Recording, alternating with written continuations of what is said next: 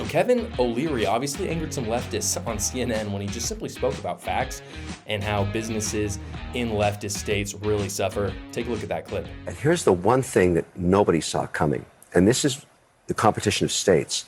I don't put companies here in New York anymore, or in Massachusetts, or in New Jersey, or in California. Those states are uninvestable. The policy here is insane. The taxes are too high. We put them in Fargo, North Dakota, because 40% of the people work elsewhere, including Boston. So I was, a bit of a debate with Elizabeth Warren about this, but I say, look, Senator, we've got to move the companies out of your state because you're not investable anymore. You're punishing people if they're successful. You overtax them. You hit them with a super tax. New Jersey, what a mess. New York, uninvestable. Wait, California, why is New York uninvestable? Try and do a project in New York. Try and build a data. Yeah, I'm asking, Don's point, is it beyond the taxes? Oh, the regulatory environment is punitive. I had a project in upstate New York behind the grid in Niagara Falls for electricity, a global data center we were building. Eventually, it got so bad with the politicians in the local region and the state policy, we moved it to Norway and all the jobs. Norway has it now. Thousands of jobs coming out of that. I mean, that's New York, uninvestable. Sorry, don't shoot the messenger, just telling you the way it is. Yeah, That's it, uninvestable. Some pushback from our elected officials in New York on that. I was just going to say Kathy Hochul. Yeah, but I'll debate them any time of the day you want. we would love to set that up. Particularly I'd watch AOC, that. she's great at killing jobs. She kills jobs by the thousands. Another New Jersey problem. Where did Amazon take their jobs? They took them away from her. She threatened to sue them if they created jobs. I mean, this is a reality. There's a reality that the business... There's a little more to it, but let's not relitigate that. Well, sorry, I'm just telling the truth. So this is an old clip. It's from a little bit of it's a little bit ago, but I wanted to show it on the show today for two reasons. The first is that the media, it shows how much the media just love defending Democrats.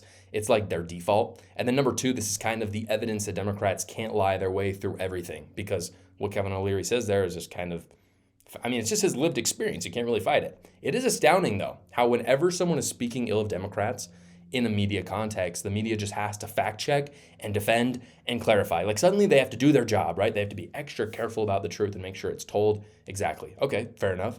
But when someone is speaking ill of Republicans, it is instantly accepted. There's no clarification. There's no, well, that's not, you can hear in the clip, no, well, it's a little more complicated than that. They would never say that if you were saying something about Republicans. They would just be like, oh yeah, Republicans are evil. Kevin O'Leary, by the way, is no right-winger. He's just not. Later in that video, I don't show this part, but he literally goes out and he says that he respects Elizabeth Warren. No right-winger has ever said they respect Elizabeth Warren. I don't even want to say that. That shouldn't even cross my lips because she's a socialist and hates America. So Kevin O'Leary is clearly not a right-winger. He's just a business guy who has no other motive than to make money and then in turn employ people and create a good product as well as value for investors. That is his goal. He's not really a political actor as far as I'm aware. So again, he's not politically motivated in the same way that the media is, or a politician speaking about the economy is, which obviously in these interview settings, they have a lot of those, and that's fine. But this is a different kind of interview. These kinds of witnesses are especially impossible to refute because it's his lived experience. And this is something Democrats do very well, by the way. Anecdotes, a lot of, data is really important. It's fine. But in order to win elections, you need anecdotes too. Because at some point, you can look at someone and they say something to you, and this is what they say, this is what happened to me, this is what I'm feeling. And if you look at them and you say, no, you're wrong, you're an a-hole. You just are. It doesn't matter if what they're saying cuts against the data or the average, for instance. It happened. Unless they're lying, it did happen, and that's important. In fact, I actually think anecdotes are more important in winning elections. I'm not saying it's more important when it comes to truth, but just in terms of persuasion, anecdotes are far better than polling or even, stats or anything like that.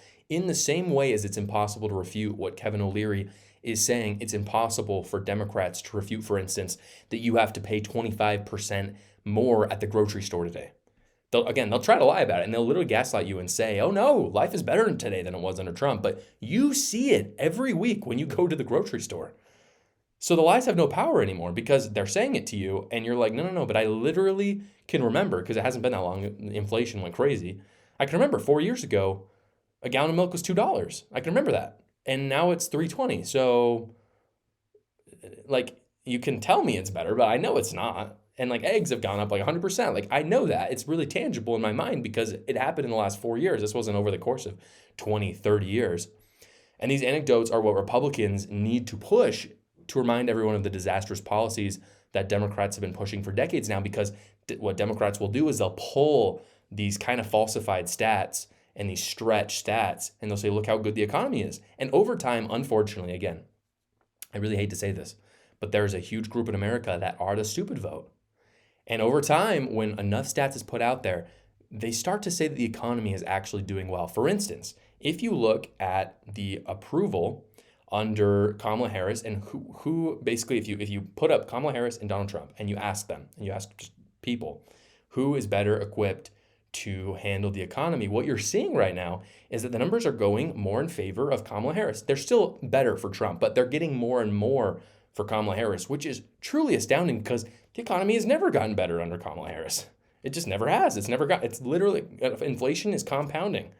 So what they did is irreparable. It's going to be there forever. And yet people still somehow believe that Kamala Harris is doing good things. The reason why is because they're putting stat after stat after stat up on the screen, and the media, of course, are not actually scrutinizing it like they would for, say, a stat for Donald Trump. And so again, the antidote to that, the thing that people can do in order to combat that, is the anecdotes. Just simply saying, go to the grocery store today. I promise you that the eggs will be at least 30% more expensive than they were in 2020. And you know who that's fault is? It's Biden and Kamala Harris. And then you explain why. That is by far the most palatable, is by far the most persuasive. If Donald Trump does that in the debate on Tuesday, I definitely predict he will win with flying colors between that and Kamala Harris's word salad. But of course, speaking to the original clip that I played with Kevin O'Leary, not all of us are business owners, but we hear what he's saying. And it's like, yeah, I don't really want to go to New York if the businesses are all leaving and losing jobs. It's impossible to dispute that. The media tried, but the lies, they get right. Anecdotes cut right through them. Thank you so much for watching, everybody. Please go down below, comment, like, and subscribe, and watch another video.